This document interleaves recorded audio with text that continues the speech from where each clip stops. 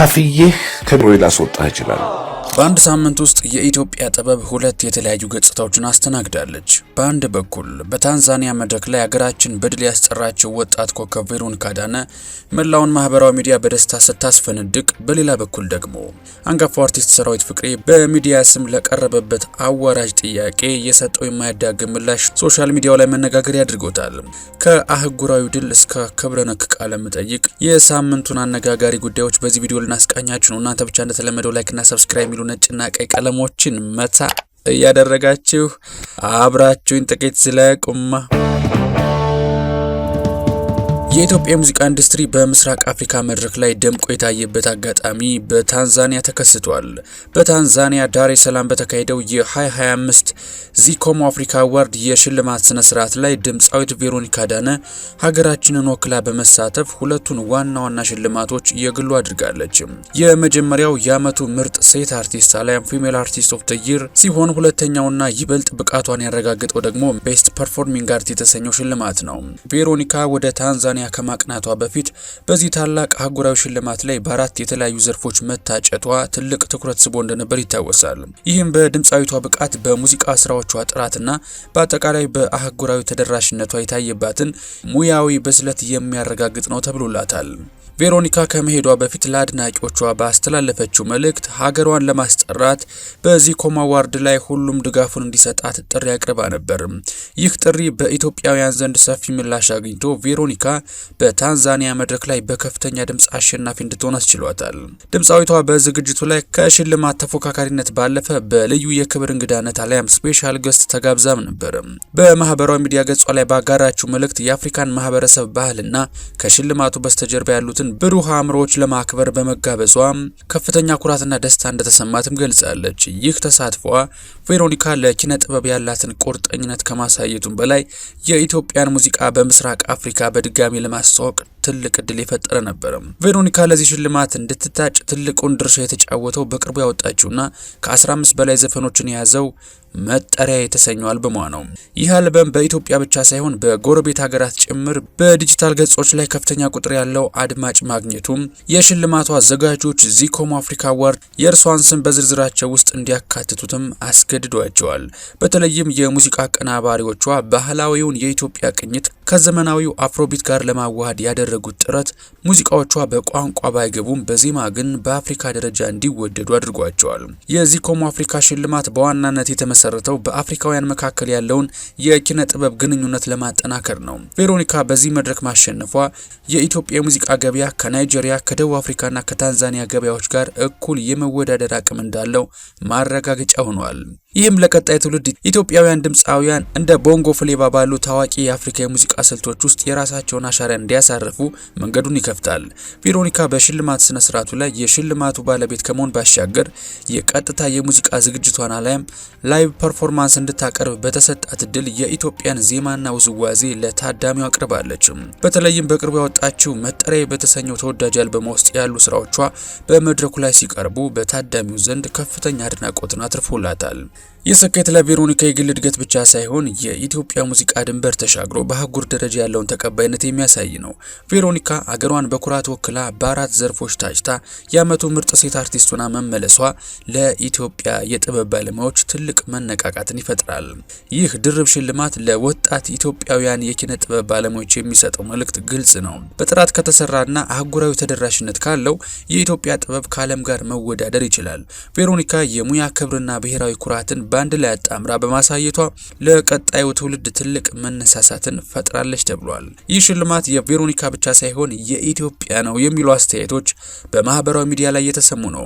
አድናቂዎቿ እንዴት አንድ አርቲስት በአራት ዘርፍ ታጭታ ሁለት ትልቅ ዋንጫ በአንድ ምሽት ታመጣለች በሚል በአድናቆት እየተነጋገሩባት ነው። አሁን የቀረው ትልቁ ጥያቄ አገሯ ስትመለስ ምን አይነት አቀባበል ይጠብቃት ይሆን የሚለው ነው። በአትሌቲክስ አገርን የሚያስጠሩ ጀግኖች እንደሚሸለሙት ሁሉ ቬሮኒካ በቤተ መንግስት ወይም በታላቅ አቀባበር ልትከብር ይገባል የሚሉ ሀሳቦችም በማህበራዊ ሚዲያው እየተሰሙ ነው። በተለያዩ የዲጂታል መድረኮች ላይ የሚገኙ የጥበብ አፍቃሪዎች ድምፃዊቷ ሀገሯን በኩራት ወክላ በማሸነፏ የተሰማቸውን ኩራት በደመቀ ሁኔታ እየገለጹ ነው። ከታዋቂ ግለሰቦች ጀምሮ እስከ ተራው አድናቂ ድረስ የቬሮኒካን ምስልና የድል ቪዲዮቿን በማጋራት የማህበራዊ ሚዲያውን ገጽ በኢትዮጵያ ሰንደቅ ዓላማና በእንኳን ደስ አለሽ መልእክቶች አጥለቅልቀውታል። ብዙዎች አስተያየታቸውን ሲሰጡ ቬሮኒካ ለጥበብ ያላትን ታማኝነት በተግባር አሳይታለች፣ ይህ ድል ለሁላችንም ኩራት ነው በማለት እየገለጹት ነው። ይህ በአህጉራዊ ደረጃ የተገኘ ስኬት በማህበራዊ ሚዲያ ተጠቃሚዎች ዘንድ ትልቅ አገራዊ አንድነትን የፈጠረ ሲሆን ለኪነ ጥበብ ባለሙያዎቻችን የሚሰጠውን ድጋፍና ፍቅር ዳግም አድሶታል። ቬሮኒካን እንኳን ደስ አለሽ ማለት አሁን ላይ በማህበራዊ ሚዲያ ትልቁ ወቅታዊ ጉዳይ ሆኗል። በሌላ በኩል ደግሞ ሰሞኑን በማህበራዊ ሚዲያ ላይ እንደ እሳት እየተቀጣጠለ የሚገኝ አንድ አነጋጋሪ ቃለ መጠይቅ አለ። አንጋፋው አርቲስት ዳይሬክተርና ፕሮዲውሰር ሰራዊት ፍቅሬ እግረኛው ሚዲያ የተሰኘ የዩቲዩብ ቻናል ላይ ቀርቦ ነበር። ሆኖም ቃለ መጠይቁን ሲያደርግ የነበረው ጋዜጠኛ ያነሳቸው ጥያቄዎች የአርቲስቱን ክብር ዝቅ የሚያደርጉና ለማዋረድ የሚመስሉ በመሆናቸው ሰራዊት ፍቅሬ የሰጠው የማያዳግም ምላሽ የብዙዎችን ቀልብ ስቧል። ኢንተርቪው አድራጊው ሰራዊትን ተረስተሃል የሚል አንድምታ ባለው መልኩ አሁን ሰራዊት ከሚዲያው ጋር እኔም ተረሳውና ወደ ሶሻል ሚዲያው ልምጣ የሚል ሀሳብ አለ ሆይ የሚል ጥያቄ ሰነዘረለትም። ሰራዊት ፍቅሬም ለዚህ ጥያቄ በታላቅ በራስ መተማመንና በኩራት እንዲህ ሲል መለሰለት። አሁን ሶሻል ሚዲያው ላይ ካለው በላይ ምናልባትም ካንተ በላይ አንተ አሁን ብዙ ተከታይ ያለኝ ብለህ ልታስብ ትችላለህ። ነገር ግን ካንተ በላይ ሰራዊት እንደሚታወቅ ይህንን በኩራት መናገር እችላለሁ ይላል በኩራት ከረበቱን እያስተካከለ። ይህ ምላሽ በማህበራዊ ሚዲያ ተከታዮች ዘንድ ከፍተኛ ድጋፍን አግኝተዋል።